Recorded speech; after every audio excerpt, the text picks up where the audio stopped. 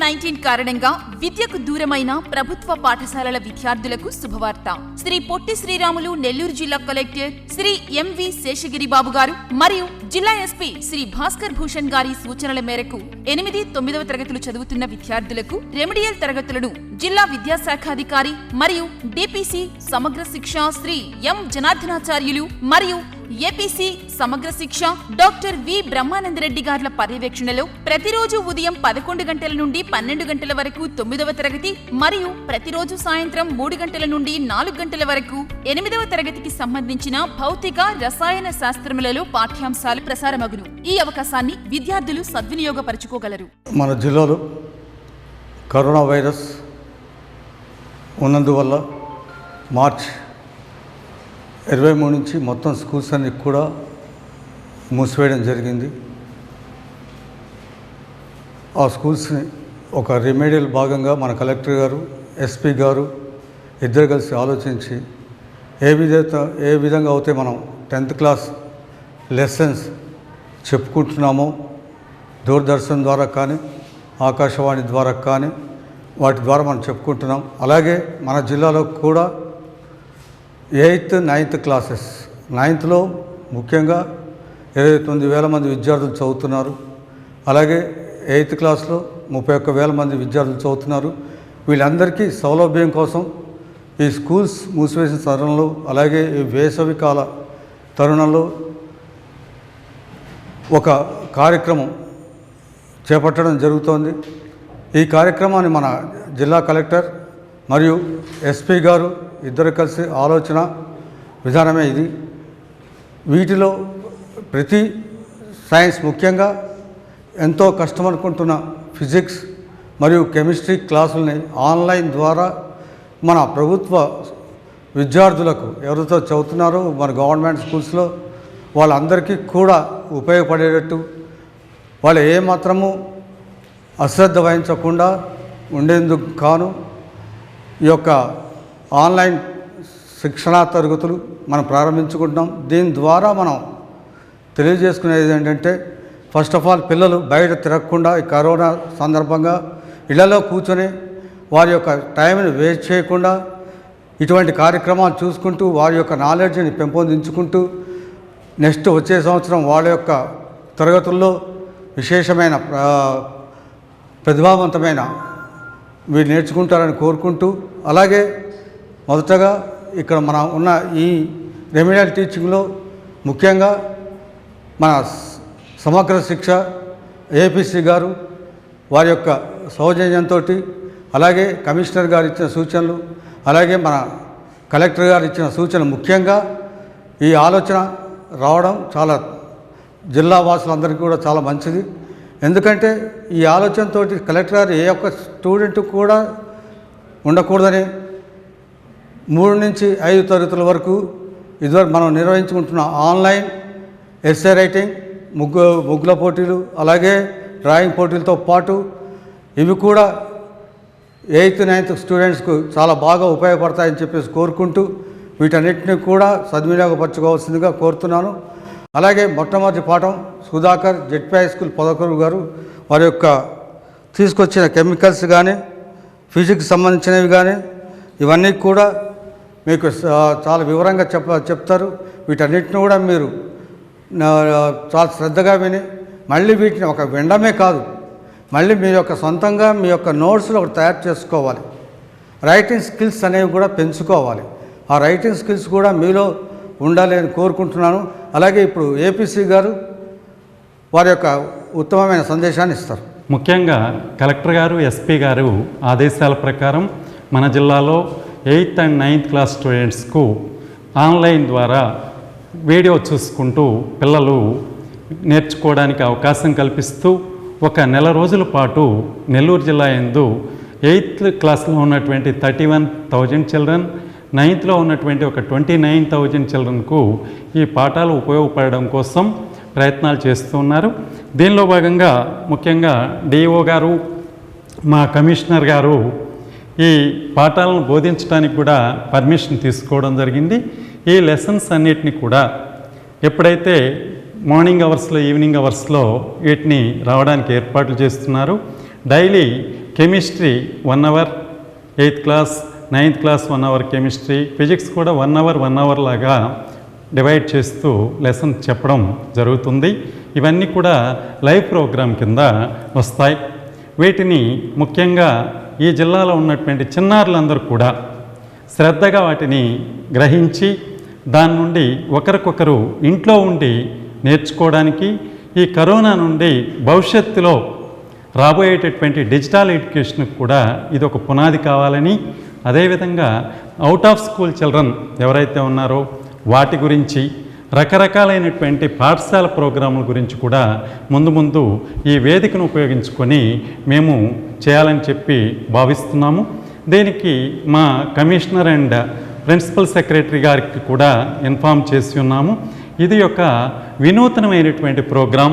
దీనిని ఈ జిల్లాలో ఉన్నటువంటి 8th, 9th క్లాస్ పిల్లలందరూ ఉపయోగించుకోవాలి.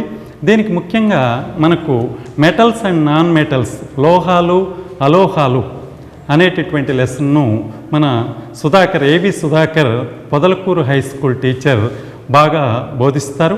అదేవిధంగా రాములు గారు కాంతి ధర్మాలు, ప్రాపర్టీస్ ఆఫ్ లైట్ అనేటటువంటి లెసన్ను కూడా ఈరోజు చెప్పడం జరుగుతుంది. ముఖ్యంగా ఇలాంటి ఒక వినూతనమైనటువంటి ప్రోగ్రాంను ఈ జిల్లాలో ఏర్పాటు చేసి పిల్లలందరికీ చదువుకోవడానికి ఒక మంచి అవకాశాన్ని కల్పిస్తున్నటువంటి జిల్లా యాజమాన్యానికి ధన్యవాదాలు. Thank you.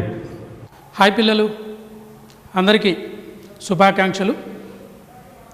నెల్లూరు జిల్లా గౌరవనీయులైన కలెక్టర్ గారు ఎంవి శేషగిరి బాబు గారు మరియు మన జిల్లా విద్యాశాఖ అధికారి జనార్దనాచార్యులు గారు మరియు మన బ్రహ్మానంద రెడ్డి గారు వారి యొక్క సూచనల మేరకు ఇంట్లో ఉన్న ఈ కరోనా కాలంలో ఇండ్లు కదలకుండా ఉన్నటువంటి విద్యార్థులందరికీ విజ్ఞాన శాస్త్రం పట్ల అభిరుచిని, అనుభూతిని కలిగిస్తూ శాస్త్రీయ దృక్పథాన్ని పెంపొందించాలి అన్న ఉద్దేశంతో జిల్లా వ్యాప్తంగా ప్రప్రథమంగా మన ఆంధ్ర రాష్ట్రంలోనే మొట్టమొదట జిల్లా వ్యాప్తంగా ఈ ఆన్లైన్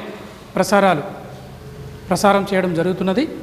దానిలో భాగంగా ఈరోజు మనం ప్రాథమికంగా 6వ తరగతి నుండి PhD వరకు ఎంతో ప్రాముఖ్యత ఉన్నటువంటి, ప్రతి తరగతిలో కూడా ఎంతో ప్రాముఖ్యత ఉన్నటువంటి కాంతి అధ్యయనము మరియు కాంతి యొక్క ధర్మాల గురించి ఈరోజు మనం చర్చించుకోవడం జరుగుతూ ఉంటుంది. చిన్న చిన్న ప్రయోగాల ద్వారా, చిన్న చిన్న కృత్యాల ద్వారా మనం ఈ కాంతి అనే చాప్టర్ని ఈరోజు వివరించడం జరుగుతూ ఉంది. మొట్టమొదటిగా 6వ తరగతిలో ఈ పాఠ్యాంశం ప్రారంభమవుతుంది. PhD లెవెల్ వరకు ప్రతి స్థాయిలో కూడా కాంతి అనే చాప్టరు మన నిత్య జీవితంలో ఒక భాగంగా అలుముకుని ఉంటుంది. మన నిత్య జీవితంలో ఎంతో ప్రాముఖ్యత ఉన్నటువంటి పాఠ్యాంశము కాంతి.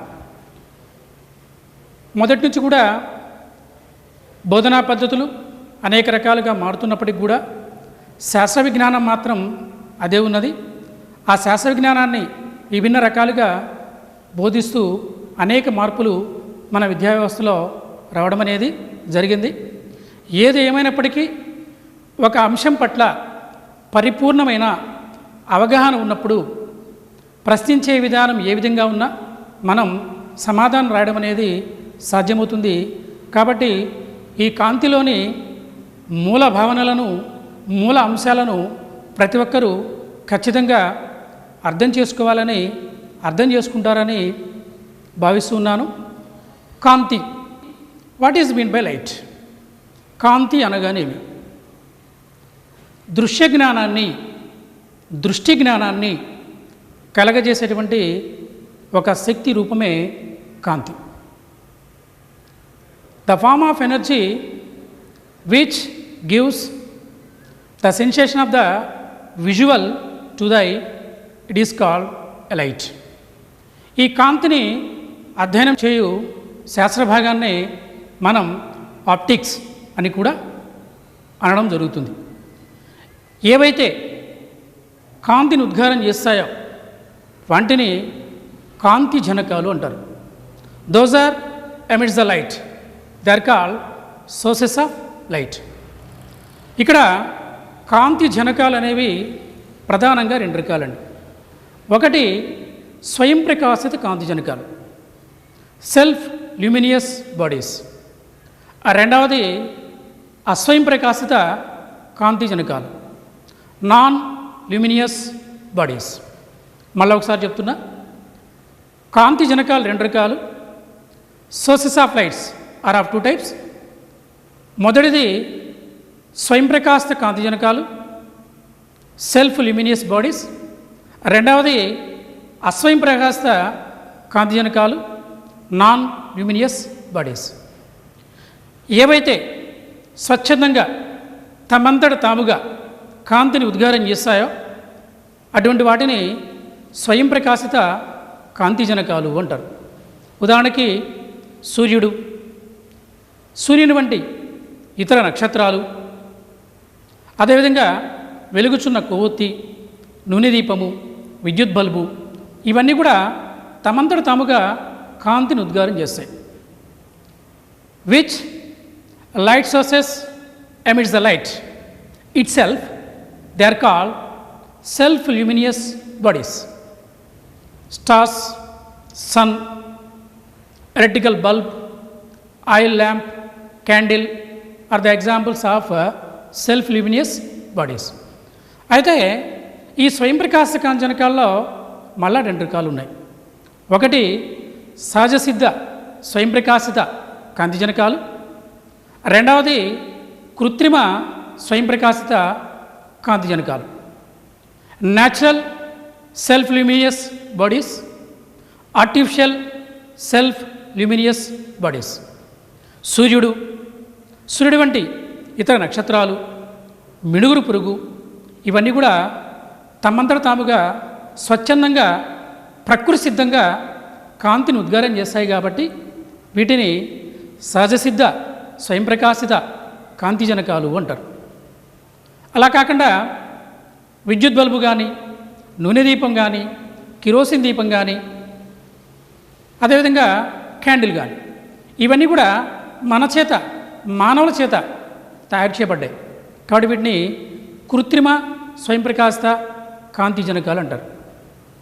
The source of light which are made by the man, they are called artificial self luminous bodies.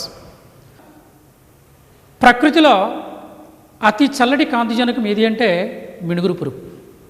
ఎందుకు అతి చల్లటి కాంతిజనకం అన్నాను అంటే, కాంతి ఉద్గారము కావాలంటే ముందు ఉష్ణం ఉత్పత్తి కావాలి. ఆ ఉష్ణంలో కొంత భాగం మాత్రమే కాంతిగా మారుతుంది, మిగతా భాగము ఉష్ణ రూపంలోనే ఉంటుంది. ఇప్పుడు విద్యుత్ బల్బు తీసుకున్నాం అనుకోండి, ఈ విద్యుత్ బల్బులో 90% ఉష్ణ రూపంలో ఉంటుంది, 10% మాత్రమే కాంతిగా మారుతుంది.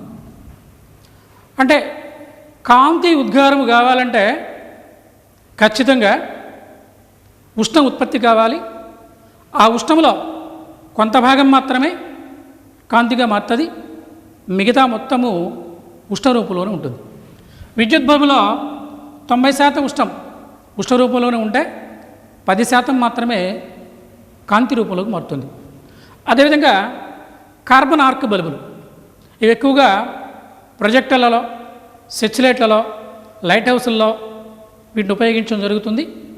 ఇటువంటి బల్బుల్లో 80% కాంతిగా మారితే కేవలం 15% మాత్రమే ఉష్ణ రూపంలో ఉంటుంది. కాబట్టి కాంతి ఉద్గారము జరగాలంటే మొదట ఉష్ణం ఉత్పత్తి కావాలి. ఆ ఉష్ణంలో కొంత భాగం కాంతిగా మారితే మిగతా భాగం మొత్తం కూడా ఉష్ణ రూపంలోనే ఉంటుంది. అయితే మిణుగురు పురుగు విషయం తీసుకున్నప్పుడు దీనిలో ఉష్ణం ఉత్పత్తి కాదు.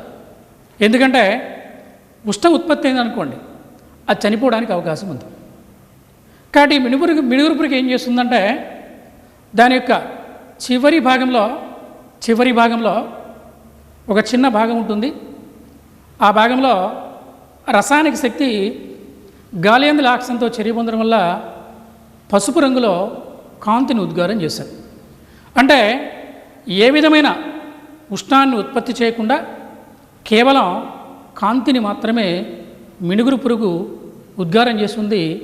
అంటే తాను తీసుకున్న ఆహార పదార్థాలను జీవరసాయన ప్రక్రియ గురి చేయడం వల్ల ఆ జీవరసాయనిక శక్తి కాంతి శక్తిగా మారుతుంది మినుగురు పురుగులో.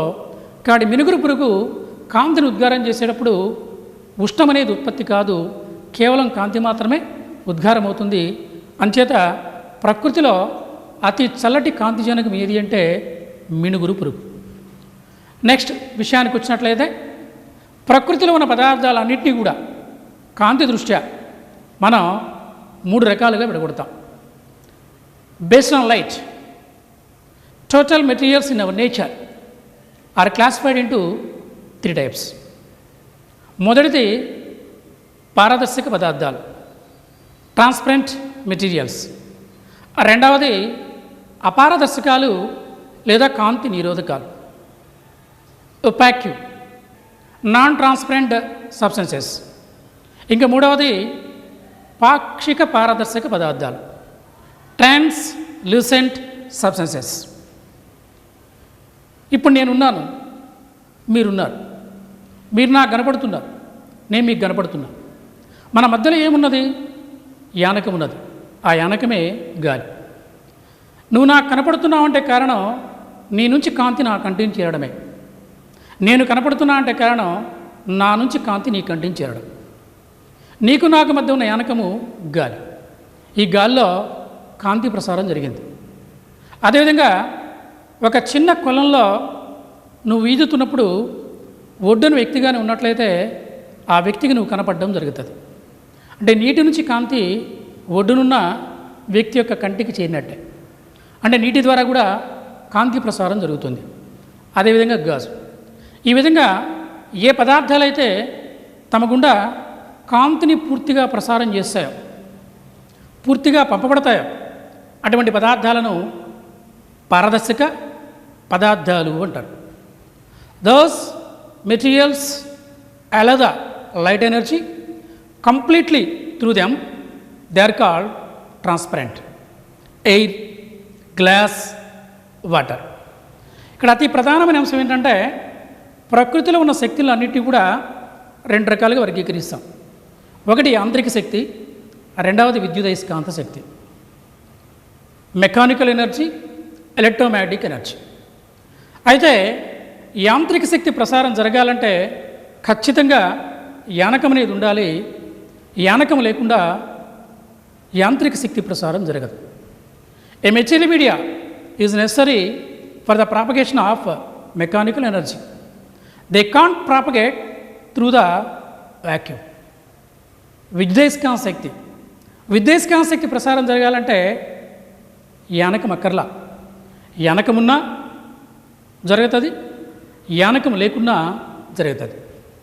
So electromagnetic energy propagates through the medium and also through the vacuum. Light is a electromagnetic energy. కాంతి ఒక విద్యుదయస్కాంత శక్తి. కాబట్టి కాంతి యానకం ద్వారా ప్రసారం అవుతుంది మరియు శూన్యం ద్వారా కూడా ప్రసారం అవుతుంది. చిన్న ఎగ్జాంపుల్ అండి, సూర్యంలో కేంద్రక సంలీన చర్యలు జరుగుతాయి. మరి ఆ చర్యలు జరిగేటప్పుడు బిగ్గరైనటువంటి శబ్దాలతో పాటుగా కాంతి కూడా వెలువడుతుంది. అయితే ఆ శబ్దాలని భూమి మీద ఉన్న మనకు వినపడవు, కానీ కాంతి ప్రసారం మాత్రం జరుగుతుంది. అంటే ధ్వని ఒక యాంత్రిక స్థితి కాబట్టి శూన్యం గుండా ప్రయాణించదు, కానీ కాంతి విద్యుదయస్కాంత శక్తి కాబట్టి శూన్యం గుండా ప్రయాణించి వాతావరణం ద్వారా మన భూమిని చేరడం అనేది జరుగుతుంది.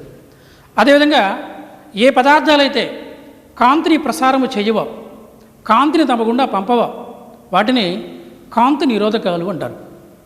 Those materials do not allow the light energy, they are called opaque, non transparent substances. For example, all planets, concrete wall are the examples for opaque. కాబట్టి అన్ని గ్రహాలు, కాంక్రీట్ కూడా మందపాటి అట్ట, మానవ శరీరము ఇవన్నీ కూడా కాంతి నిరోధకాలకు ఉదాహరణ. మరికొన్ని పదార్థాలు ఉన్నాయి, ఈ పూర్తిగా కాంతిని ప్రసారం చేయవు, అలాగని పంపకుండా ఉండను లేవు, పాక్షికంగా మాత్రమే కాంతిని ప్రసారం చేస్తాయి. అటువంటి పదార్థాలను పాక్షిక పారదర్శక పదార్థాలు అంటారు. The materials are the substances those are allow the light partially through them, they are called translucent substances. ఆ విధంగా కాంతిని పాక్షికంగా ప్రసారం చేయబడేటువంటి పదార్థాలనే పాక్షిక పారదర్శక పదార్థాలు అంటారు. ఉదాహరణకి ట్రేసింగ్ కాగితము, ట్రేసింగ్ పేపర్, గరుకు గాజు, నూనె పూసిన కాగితము ఇవన్నీ కూడా పాక్షిక పారదర్శక పదార్థాలకు ఉదాహరణ.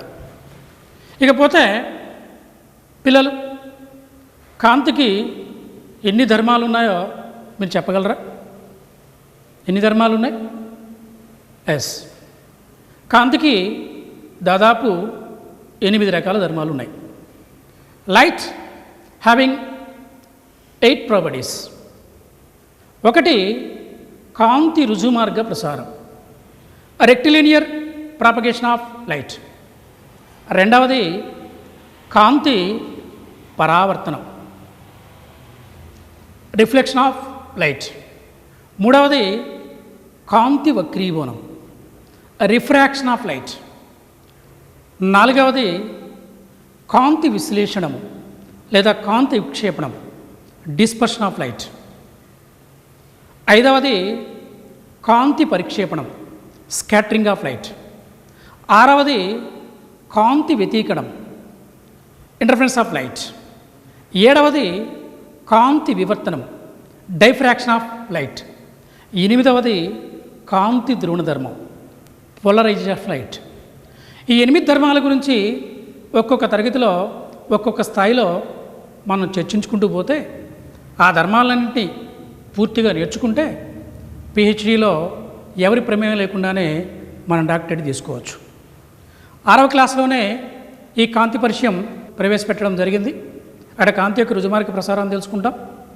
8వ తరగతికి వచ్చేటప్పటికి కాంతి పరావర్తనంలో సమతలాల వద్ద కాంతి పరావర్తనం గురించి మనం నేర్చుకుంటాం. 9వ క్లాస్లో వక్రతలాల వద్ద కాంతి పరావర్తన ధర్మాల గురించి మనం నేర్చుకోవడం జరుగుతుంది. ఇంకా 10వ తరగతికి వచ్చేటప్పటికి సమతలాల వద్ద కాంతి వక్రీభవన ధర్మం, వక్రతలాల వద్ద కాంతి వక్రీభవన ధర్మం, కాంతి విశ్లేషణము, కాంతి పరిక్షేపణం అనే అంశాలు మనం 10వ తరగతిలో నేర్చుకోవడం అనేది జరుగుతుంది. మిగతా అన్ని ధర్మాలు కూడా మనకి ఇంటర్మీడియట్ లెవెల్లో, ఐఐటి లెవెల్లో, ఐపీఈ మోడల్లో మనకి ఇంటర్మీడియట్లో ఈ కాంతి అధ్యయనం అనేది మనకు జరుగుతుంది. దానిలో మొట్టమొదటి ధర్మం కాంతి రుజుమార్గ ప్రసారము,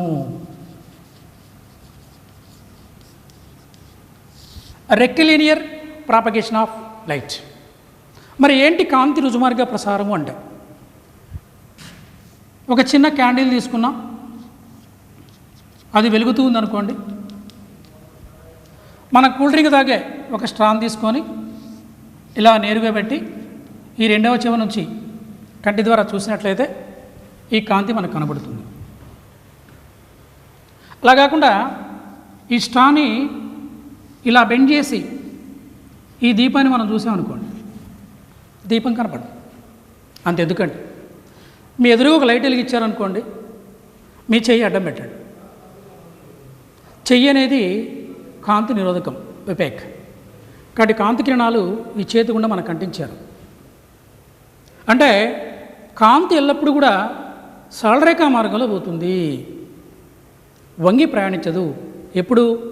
ఏకరీతి సజాతీయ పదార్థంలో, ఏకరీతి సజాతీయ పదార్థంలో కాంతి ఎల్లప్పుడు కూడా నేరుగా పోతుంది, సరళరేఖా మార్గంలో పోతుంది, ప్రక్కలకు వంగి ప్రయాణించదు అని చెప్పబడే కాంతి యొక్క ధర్మాన్ని మనం కాంతి రుజుమార్గ ప్రసారము అంటాం.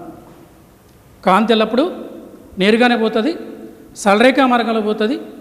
అలా నేరుగా సరళరేఖా మార్గంలో పోయేటువంటి కాంతి యొక్క ధర్మాన్నే మనం కాంతి రుజుమార్గ ప్రసారము, రెక్టిలీనియర్ ప్రాపగేషన్ ఆఫ్ లైట్ అంటారు. ఎందుకు కాంతి నేరుగానే పోవాలి, కొంచెం వంగి ప్రయాణించవచ్చు కదా ఏకరీతి సజాతి మిశ్రమంలో పదార్థంలో అంటే దానికి కారణం సృష్టిలో కాంతి వడి ఎక్కువ. కాంతి వడిని మించిన వడి సృష్టిలో లేదు. ఇప్పటికున్నటువంటి భౌతిక శాస్త్ర నియమాలన్నీ కూడా కాంతివడి అంతిమోడిగా భావించి రూపకల్పన చేయబడినటువంటి నియమ నిబంధనలు ప్రస్తుతం అనుకున్నటువంటి విజ్ఞాన శాస్త్ర నియమాలు. కాంతివడిని మించిన వడి శాస్త్రవేత్తలు ఆవిష్కరణ చేస్తే ప్రస్తుతం ఉన్నటువంటి భౌతిక శాస్త్ర నియమాలన్నీ కూడా శూన్యమవుతాయి. కాంతివడి అధికం కాబట్టి కాంతి ఎల్లప్పుడూ సరళరేఖ మార్గంలో పోతుంది, రుజుమార్గంలో పోతుంది ఏకరీతి సజాతీయ పదార్థంలో. ఈ కాంతి రుజుమార్గ ప్రసారాన్ని వివరించడానికి ఒక పరికరం ఉన్నది, ఒక ప్రయోగం ఉన్నది. ఆ పరికరం ఏంటంటే పిన్హోల్ కెమెరా. Pinhole camera.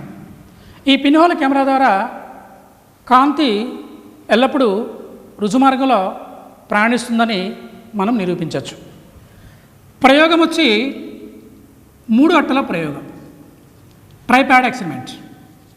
ఈ ప్రయోగం ద్వారా మనం కాంతి ఎల్లప్పుడు కూడా రుజుమార్గంలో ప్రయాణిస్తుంది అని నిరూపించవచ్చు. మరి ఈ కాంతి రుజుమార్గ ప్రసారం యొక్క అనువర్తనాలు ఏంటి అంటే నీడలు, ఛాయలు, షాడోస్ ఏర్పడడం, గ్రహణాలు ఏర్పడడం, ఇవన్నీ కూడా కాంతి రుజుమార్గ ప్రసారం యొక్క అనువర్తనాలు. కాంతి జనకం నుంచి వెలువడిన కాంతి నిరోధకంపై పడితే నిరోధకానికి రెండవ వైపున ఉన్న తెర మీద ఆకారం కనిపిస్తుంది. ఆ ఆకారాన్నే మనం నీడ అంటాం, షాడో అంటాం. నీడలకు వర్ణాలు ఉండవు. నీడలు ఎప్పుడు కూడా నలుపు రంగులోనే ఉంటాయి. తెలుపు మరియు నలుపులను వర్ణాలు అనకూడదు. కాబట్టి నీడల యొక్క వర్ణం అన్నప్పుడు నలుపు. కాంతి యొక్క రెండవ ధర్మం కాంతి పరావర్తనము. కాంతి పరావర్తనం, రిఫ్లెక్షన్ ఆఫ్ లైట్.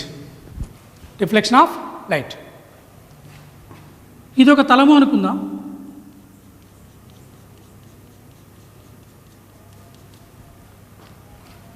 ఒక కాంతికిరణం దీనిపై పతనమైంది అనుకుందాం. ఈ పతనమైన కాంతికిరణం తిరిగి అదే యానకలోకి ప్రయాణిస్తుంటే కాంతి యొక్క ఆ ధర్మాన్ని కాంతి పరావర్తనము అంటాం. ఏదైనా ఒక తలంపై పతనమైన కాంతి తిరిగి అదే యానకలోనికి ప్రయాణిస్తున్నట్లయితే కాంతి యొక్క ఆ ధర్మాన్ని కాంతి పరావర్తనము అంటారు. ఉదాహరణకండి, మన చేతిలో అద్దం ఉంది అనుకుందాం. సూర్యకాంతి అద్దం మీద పడుతుంది అనుకుందాం. మనం లైట్గా అద్దాన్ని తిప్పామనుకోండి, అద్దాన్నే మన కాంతిలో దర్పణము అంటారు. గోడ వైపు తిప్పినప్పుడు ఈ అద్దం మీద పడ్డ సూర్యకాంతి తిరిగి మళ్ళా గోడ మీద పడుతుంది. సూర్యునికి అద్దానికి మధ్య ఉన్న యానకం ఏంటి? గాలి, వాతావరణంలో. అదేవిధంగా అద్దానికి గోడకి మధ్య ఉన్న యానకం ఏంటి? గాలి. గాలి నుంచి వచ్చింది, గాల్లోకి పోయేది. ఆ విధంగా ఏదైనా ఒక తలంపై పతనమైన కాంతి తిరిగి అదే యానకలోనికి ప్రయాణిస్తుంటే కాంతి యొక్క ఆ ధర్మాన్ని కాంతి పరావర్తనం అంటాం.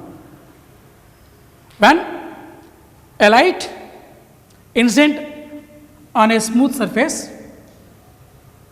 then the incident light back to the same media, that type of light property is called a reflection of light. Reflection of light. ఇప్పుడు దీన్ని మనం పతన కాంతి అంటాం, ఇన్సిడెంటల్ లైట్ అంటాం. దీన్ని పరావర్తన కాంతి అంటాం.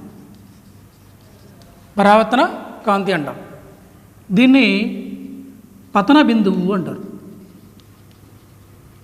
ఇన్సిడెంటల్ పాయింట్ అంటాం. Incidental ray, reflected ray, point of incidence. ఈ పాయింట్ ఆఫ్ ఇన్సిడెన్స్ నుంచి పతన బిందువు నుంచి ఈ తలానికి ఒక లంబరేఖను గీస్తే దాన్ని పతన బిందువు వద్ద గీచిన లంబము, నార్మల్ అని చెప్పి మనం పిలవడం జరుగుతుంది. ఈ చిన్న ప్రక్రియనే లేజర్ లైట్ ప్రక్రియ ద్వారా ఇప్పుడు చూద్దాం. ఇప్పుడు ఇది ఒక సమతల దప్పడము. ఈ విధంగా స్టాండ్కి ఏర్పాటు చేస్తున్నాను.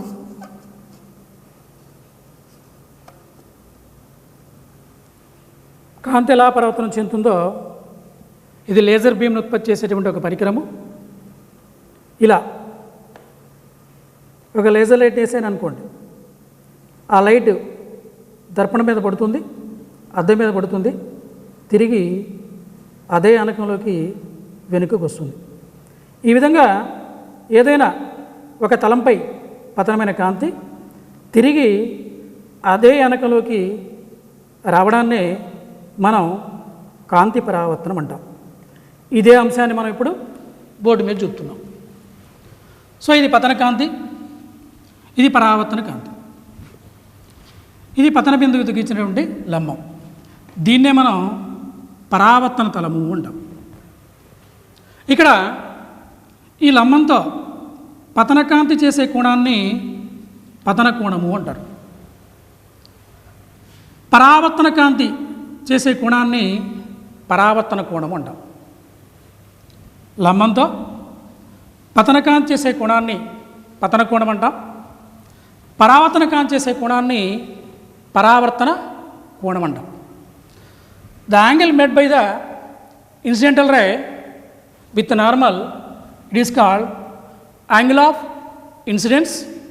It is represented by the letter I, as well as the angle made by the reflected ray with the normal, it is called angle of reflection. ఆ విధంగా పతన కోణాన్ని పరావర్తన కోణాన్ని మనం ఈ పటం ద్వారా గమనించవచ్చు. చాలా అద్భుతమైన మెట్లు ఇస్తాయండి. ఉదాహరణకి ఈ క్రింది పటంలో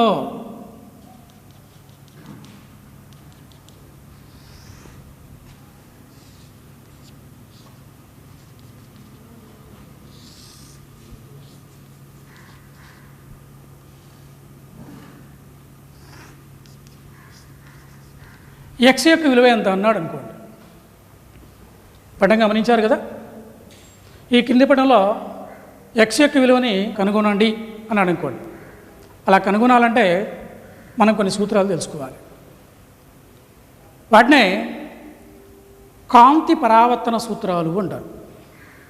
loss of reflection of light అంటారు.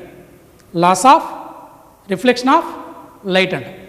కాంతి పరావర్తన సూత్రాలు అంటాం.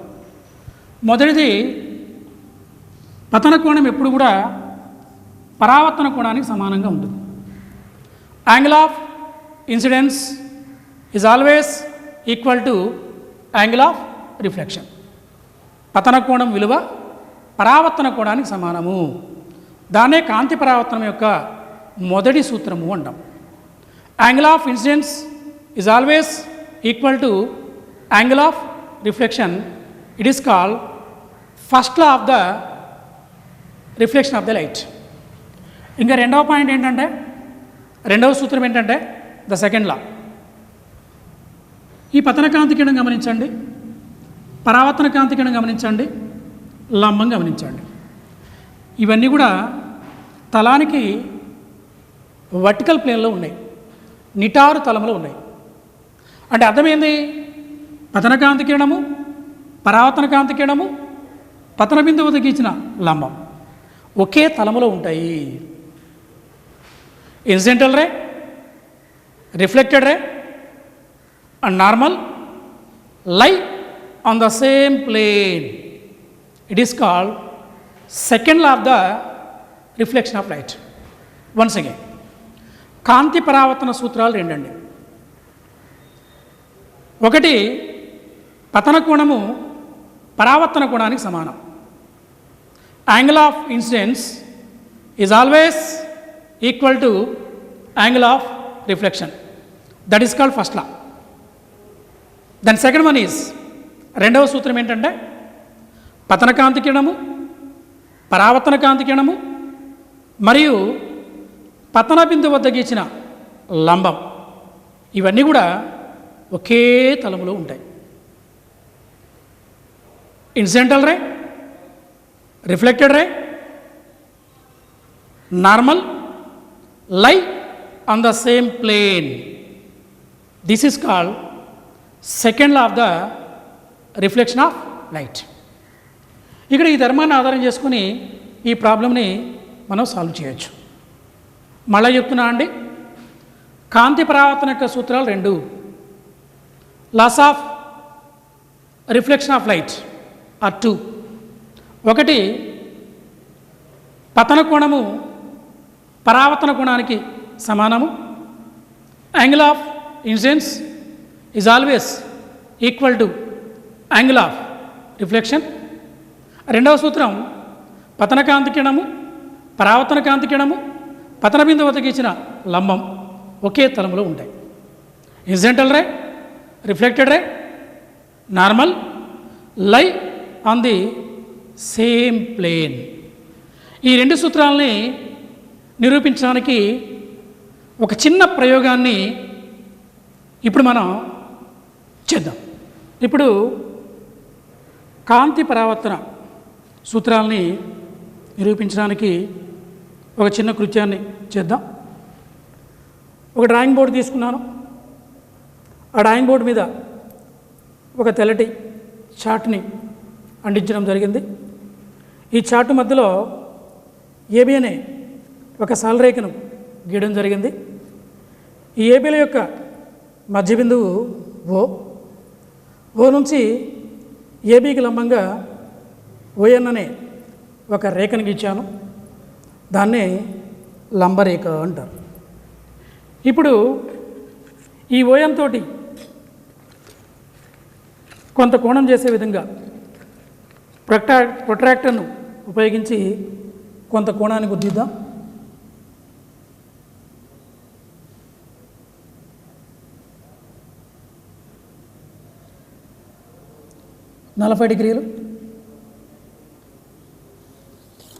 ఆ 40 డిగ్రీలను చూపిస్తూ ఒక రేఖను గీద్దాం.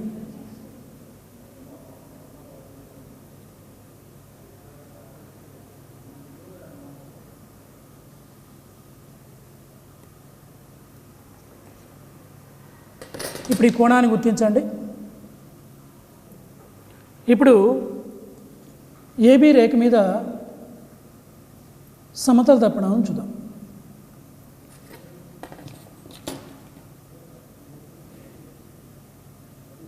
ఆ రేఖ వెంబడే ఉంచాలి. కొన్ని డ్రాయింగ్ పిన్స్ తీసుకున్నాను. ఒక చోట ఒక డ్రాయింగ్ పిన్ గుచ్చా, దాన్ని పి అనుకుందాం. మరొక చోట ఆ రేఖపై ఇంకో డ్రాయింగ్ పిన్ గుచ్చాను, దాన్ని క్యూ అనుకుందాం. ఇప్పుడు మీరు గమనిస్తే దర్పణం లోపల వీటి యొక్క ప్రతిబింబాలు కనిపిస్తూ ఉంటాయి. ఆ కనిపించే ప్రతిబింబాలను పి డాష్, క్యూ డాష్ అనుకుందాం. మరికొన్ని డ్రాయింగ్ పిన్నులను తీసుకొని ఈ రెండో వైపు ఇలా కూర్చోండి.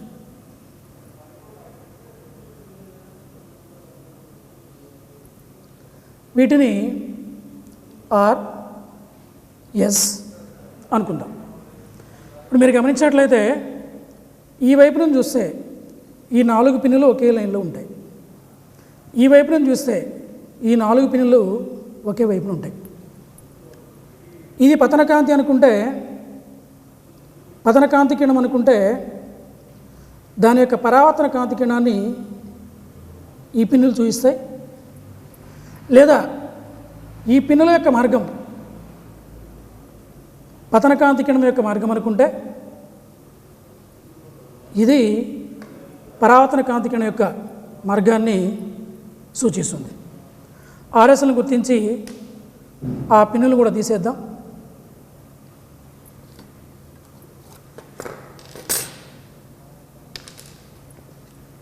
ఇప్పుడు ఆర్ఎస్లను కలుపుతూ ఒక సరళరేఖను గీద్దాం.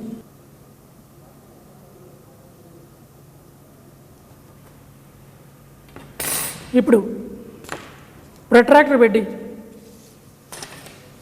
మనం కోణాన్ని కొలిచినట్లయితే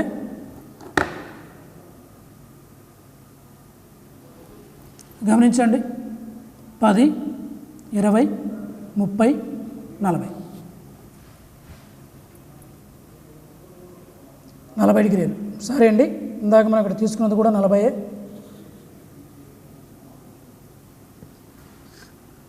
10, 20, 30, 40, 10, 20, 30, 40. ఇది పతన కాంతి అనుకుంటే ఇది పరావర్తన కాంతి కిరణం అవుతుంది. ఇది పతన కాంతి కిరణం అనుకుంటే ఇది పరావర్తన కాంతి కిరణం అవుతుంది. అంటే కాంతి ఎంత కోణంతో పతనమైందో అంతే కోణంతో పరావర్తనం చెందింది. దీన్నే కాంతి పరావర్తనం యొక్క మొదటి సూత్రము అంటారు. దీనికంటే సింపుల్గా ఇంకా ఈ దర్పణాన్ని ఇలా పెట్టండి ఏబీ మీద. అంటే కాంతి పరావర్తన సూత్రాన్ని నిరూపించడానికి ఇంకా సింపుల్ విధానం అన్నమాట. ఈ పతన కాంతి రేఖ మీద ఒక బాల్ పాయింట్ పెన్ ఉంచాం. ఈ పరావర్తన కాంతి రేఖ మీద మరొక బాల్ పాయింట్ పెన్ ఉంచాం. మీరు గమనించండి, దీంతో ఈ పెన్ను ఈ రేఖతో ప్యారలల్గా ఉంటుంది, ఈ పెన్ను ఈ రేఖతో ప్యారలల్గా ఉంటుంది. ఇది మధ్యలో లంబంగా ఇచ్చాం. ఇక్కడ నుంచి ఇక్కడికి కోణం గెలిచిన, ఇక్కడ నుంచి ఇక్కడికి కోణం కొలిచిన, ఈ రెండు కూడా సమానంగా ఉంటాయి. ఇది పతన కాంతి అనుకుంటే ఇది పరావర్తన కాంతి అవుతుంది, ఇది పతన కాంతి అనుకుంటే ఇది పరావర్తన కాంతి అవుతుంది. అంటే పతన కోణము ఎల్లప్పుడూ పరావర్తన కోణానికి సమానము. దీన్నే కాంతి పరావర్తన యొక్క మొదటి సూత్రము అంటారు. ఇప్పుడు మీరు గమనించండి, దర్పణ తలం, ఈ తలానికి నిటారుగా ఒక తలం ఉన్నది. ఈ తలంలో పతన కాంతి కిరణము, పరావర్తన కాంతి కిరణము, పతన బిందువు వద్దకు ఇచ్చిన లంబం, ఇవన్నీ కూడా ఒకే తలములో ఉన్నట్లుగా మనం గమనించవచ్చు. దీన్నే కాంతి పరావర్తన యొక్క రెండవ సూత్రం అంటారు. ఈ విధంగా ఒక చిన్న ప్రయోగం ద్వారా మనం కాంతి పరావర్తన యొక్క రెండు సూత్రాలని అత్యంత ఖచ్చితంగా నిరూపించడానికి సాధ్యమవుతుంది. సో మొదటి సూత్రము, పతన కోణము పరావర్తన కోణానికి సమానము. Angle of incidence is always equal to angle of reflection. రెండవ సూత్రం, పతన కాంతి కిరణము, పరావర్తన కాంతి కిరణము, పతన బిందువు వద్దకు ఇచ్చిన లంబం, ఇవన్నీ కూడా ఒకే తలములో ఉంటాయి. Incidental ray, reflected ray, normal lie on the same plane. That is called second law of the reflection of light. ఇప్పుడు ఆ తర్వాత అంశమైనటువంటి దర్పణాల గురించి చర్చిద్దాం. దర్పణాలు, మిర్రర్స్. ఏంటి దర్పణం అంటే? ఏ తలమైతే కాంతిని పరావర్తనం చెందిస్తుందో ఆ తలాన్ని దర్పణము అంటారు. The reflected surface is called a mirror. కాంతి పరావర్తిత తలాన్ని దర్పణం అంటారు.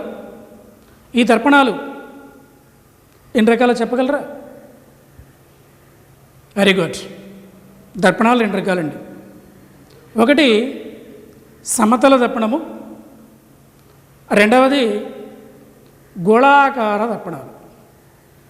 Mirrors are of two types. The first one is plane mirror. The second one is spherical mirrors. ఈ విధంగా దర్పణాలు 2 రకాలు.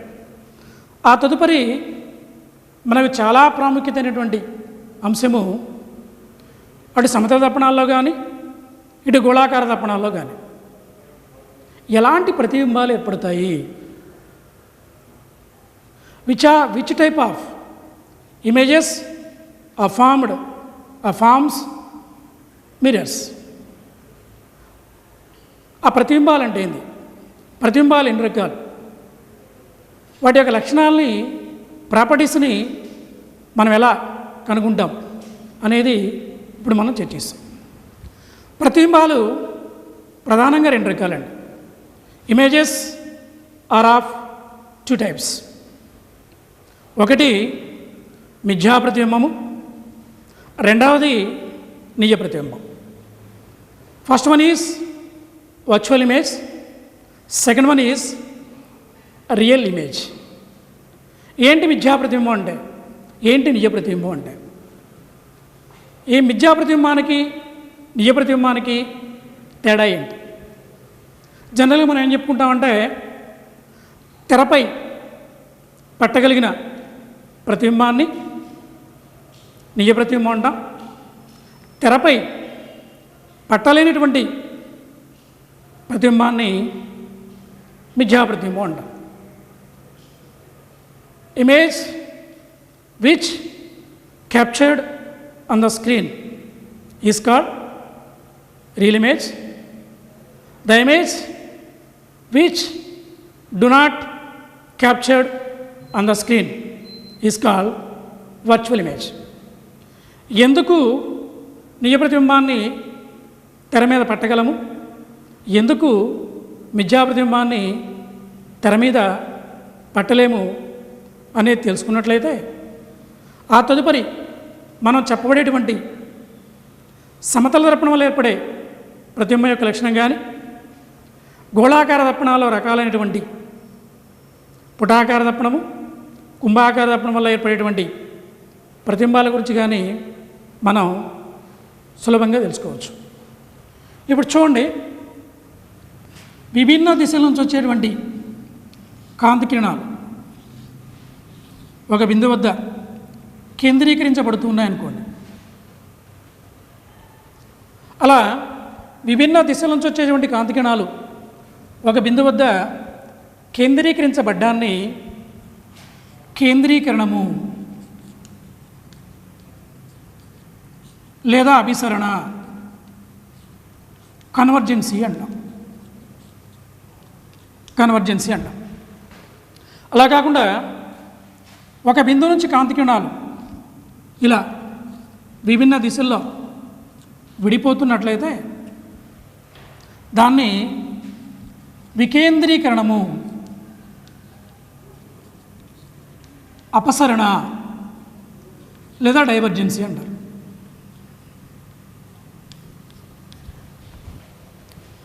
విభిన్న దిశల నుంచి వచ్చే కాంతి కిరణాలు ఒక బిందువు వద్ద కలుస్తున్నట్లయితే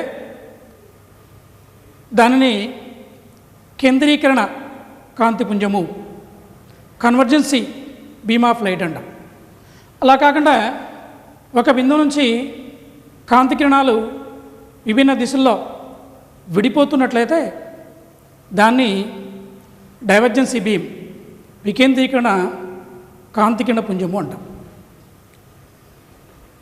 దర్పణాల్లో కానీ కటకాల్లో కానీ, ఇన్ మిర్రర్స్ ఆర్ లెన్సెస్, దర్పణాల్లో రిఫ్లెక్షన్ ప్రాసెస్ జరుగుతుంది, కటకాల్లో రిఫ్రాక్షన్ ప్రాసెస్ జరుగుతుంది. దర్పణాలు పరావర్తన ధర్మాన్ని అనుసరిస్తాయి, కటకాలు వక్రీభవన ధర్మాన్ని అనుసరిస్తాయి. పరావర్తనం తర్వాత కానీ వక్రీభవనం తర్వాత కానీ కాంతి కిరణాలు ఏదైనా ఒక బిందువుని ఖండించుకుంటే, అంటే కటకానికి ముందు కానీ దర్పణానికి ముందు కానీ వస్తువుని పెట్టినప్పుడు ఆ వస్తువు నుంచి వచ్చేటువంటి కాంతి కిరణాలు దర్పణం మీద పడతాయి, లేదా కటకం ద్వారా ప్రసారం అవుతాయి. దర్పణంలో అయితే పరావర్తన ప్రక్రియ జరుగుతుంది. కటకాల్లో అయితే వక్రీభవన ప్రక్రియ జరుగుతుంది. పరావర్తనం తరువాత ఆ పరావర్తన కాంతి కిరణాలు కానీ లేదా వక్రీభవనం తర్వాత వక్రీభవన కాంతి కిరణాలు కానీ ఏదైనా ఒక బిందువు వద్ద ఖండించుకుంటే ఆ ఖండన బిందువు వద్ద మనం ప్రతిబింబాన్ని గుర్తిస్తాం. ఇక్కడ చూడండి, పరావర్తనం తర్వాత లేదా వక్రీభవనం తర్వాత కాంతి కిరణాలు ఒక బిందువు వద్ద ఖండించుకుంటుంటే కేంద్రీకరించబడుతుంటే అక్కడ మనం తెరను పెట్టచ్చు. అప్పుడు తెర మీద ప్రతిబింబం మనకు కనబడుతుంది. ఆ విధంగా పరావర్తనం తర్వాత కానీ వక్రీభవనం తర్వాత కానీ కాంతి కిరణాలు కేంద్రీకరించబడుతుంటే ఆ ఖండన బిందువు వద్ద ప్రతిబింబం ఏర్పడుతుంది. ఆ ప్రతిబింబాన్ని మనం తెర మీద పట్టుకోవచ్చు.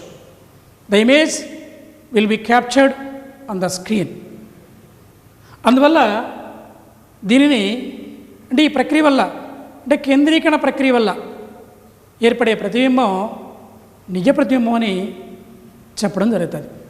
అలా కాకుండా పరావర్తనము తరువాత వక్రీభవనం తరువాత ఈ పరావర్తన కాంతి కిరణాలు లేదా వక్రీభవన కాంతి కిరణాలు వికేంద్రీకరణ జరుగుతుంటే డైవర్జెంట్ అయితే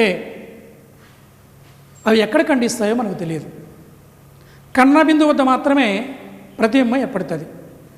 ఆ ఖండన బిందువుని మనం గుర్తించడం కష్టం. గుర్తించడం కష్టం కాబట్టి అక్కడ తెర మీద ప్రతిబింబాన్ని ఏర్పరచడం కష్టం. తెర మీద ప్రతిబింబాన్ని ఏర్పరచలేము కాబట్టి, పట్టుకోలేం కాబట్టి, క్యాప్చర్ చేయలేం కాబట్టి అటువంటి ప్రతిబింబాన్ని మనం మిథ్యా ప్రతిబింబము అంటాం. ఆ విధంగా ప్రతిబింబాలు రెండు రకాలు. ఒకటి నిజ ప్రతిబింబము, రెండవది మిథ్యా ప్రతిబింబం. So images are of two types. The first one is real image, the second one is virtual image. So, which is captured on the screen? It is called real. Which image do not capture on the screen? It is called virtual images. ఇంకొక ప్రధానమైన ధర్మం ఏంటంటే నిజ ప్రతిబింబాలన్నీ కూడా తలకిందులుగా ఉంటాయి. All real images are inverted. మిథ్యా ప్రతిబింబాలన్నీ కూడా నిటారుగా ఉంటాయి. All virtual images are erected. ఒక అద్భుతమైన క్వశ్చన్ అండి. తెర మీద పట్టగలిగింది నిజ ప్రతిబింబం, పట్టుకోలేనటువంటిది మిథ్యా ప్రతిబింబం. అలాంటప్పుడు మిథ్యా ప్రతిబింబాన్ని ఫోటో తీయగలమా? Virtual image can be photographed or not? చెప్పండి. Yes, you are right. మిథ్యా ప్రతిబింబాన్ని ఫోటో తీయచ్చు. చిన్న ఎగ్జాంపుల్ అమ్మ, మీరు చిన్న పిల్లలుగా ఉన్నప్పుడు అమ్మ ఏం చేస్తుంది? ముచ్చటగా తలస్నానం చేయించి మంచి డ్రెస్ వేసి జడాలించి ఆ జడకి పూల జల్లాడించి స్టూడియోకి వెళ్ళి ఫోటో తీయిస్తారు కదా. వెనకాల అద్దం ఉంటుంది, అంటే మిర్రర్, అది ఒక సమతల దప్పడం. ముందు చైర్లో కూర్చోబెడతారు. ఫోటో తీసాడు అనుకోండి, మీరు కనపడతారు, మీ యొక్క జడ అద్దంలో కనపడుతుంది. ఆ సమతల దప్పడంలో ఉండేది మిథ్యా ప్రతిబింబం, కానీ ఫోటోలో ఆ అద్దంలో ఉన్న జడ కూడా వచ్చింది. కాబట్టి మిథ్యా ప్రతిబింబాన్ని ఫోటో తీయడం సాధ్యమవుతుంది. కంటి రెటినాపై ఏర్పడే ప్రతిబింబం ఏదంటాడు? కంటి రెటినాపై ఏర్పడే ప్రతిబింబం ఏది అంటాడు? కంటి రెటినాపై ఏర్పడేది నిజ ప్రతిబింబం. అదేంటి సార్, నిజ ప్రతిబింబాలన్నీ తలకిందులుగా ఉంటాయి కదా, మరి రెటీనా మీద ఏర్పడేది నాకు నిటారుగా కనపడుతుంది కదా అంటే, కంటి రెటీనాపై ఏర్పడేది నిజ ప్రతిబింబమే, తలకిందులుగానే ఉంటుంది. కానీ మెదడుకు చేరవేసేటప్పుడు ఆప్టిక్ నర్వ్ దాన్ని తలకిందులు చేసి నీకు దృగ్గోచరమయ్యే విధంగా చేస్తుంది. కాబట్టి కంటి రెటీనాపై ఏర్పడే ప్రతిబింబం డాష్ అంటాడు నిజ ప్రతిబింబం. కంటితో చూడగలిగిన ప్రతిబింబం ఏది అంటాడు? నిజ ప్రతిబింబమా మిథ్యా ప్రతిబింబమా? చెప్పండి. మిథ్యా ప్రతిబింబం. ఎందుకంటే తెర మీద ఏర్పరచగలిగిన ప్రతిబింబం నీ ప్రతిబింబం. తెర ఉంటే ప్రతిబింబం ఏర్పడుతుంది, చూడొచ్చు. తెర లేనప్పుడు ఆ ప్రతిబింబాన్ని మనం గమనించగలమా? లేదు కదా. కానీ అన్ని సందర్భాల్లో చూడగలిగింది మిథ్యా ప్రతిబింబం. ఈ ప్రతిబింబాల యొక్క లక్షణాలు ఏ విధంగా ఉంటాయి? దర్పణాలు 2 రకాలు, సమతల దర్పణము, గోళాకార దర్పణం. మళ్ళా గోళాకార దర్పణాలు 2 రకాలు, పుటాకార దర్పణము, కుంభాకార దర్పణం. The reflected surface is called a mirror. Mirrors are of 2 types. The first one is plane mirror. The second one is spherical mirror. Spherical mirrors are of 2 types. The first one is convex mirror. The second one is concave mirror. తర్వాత సెషన్లో మనం దర్పణాల యొక్క ప్రతిబింబాలు, వాటి లక్షణాలు, అదేవిధంగా Fermat సూత్రం గురించి కూడా తర్వాత సెషన్లో మనం చర్చించుకోవడం జరుగుతుంది. ఈ కరోనా సమయంలో మీరందరూ కూడా ఇల్లు దాటకుండా వ్యక్తిగత పరిశుభ్రతను పాటిస్తూ క్షేమంగా ఉండాలి. కోవిడ్-19 కారణంగా విద్యకు దూరమైన ప్రభుత్వ పాఠశాలల విద్యార్థులకు శుభవార్త. శ్రీ పొట్టి శ్రీరాములు నెల్లూరు జిల్లా కలెక్టర్ శ్రీ ఎంవి శేషగిరిబాబు గారు మరియు జిల్లా ఎస్పీ శ్రీ భాస్కర్ భూషణ్ గారి సూచనల మేరకు 8, 9వ తరగతులు చదువుతున్న విద్యార్థులకు రెమెడియల్ తరగతులను జిల్లా విద్యాశాఖాధికారి మరియు డిపిసి సమగ్ర శిక్ష శ్రీ ఎం జనార్దనాచార్యులు మరియు ఏపీసీ సమగ్ర శిక్ష డాక్టర్ వి బ్రహ్మానందరెడ్డి గార్ల పర్యవేక్షణలో ప్రతిరోజు ఉదయం 11 గంటల నుండి 12 గంటల వరకు 9వ తరగతి మరియు ప్రతిరోజు సాయంత్రం 3 గంటల నుండి 4 గంటల వరకు 8వ తరగతికి సంబంధించిన భౌతిక, రసాయన శాస్త్రములలో పాఠ్యాంశాలు ప్రసారమగును. ఈ అవకాశాన్ని విద్యార్థులు సద్వినియోగపరచుకోగలరు.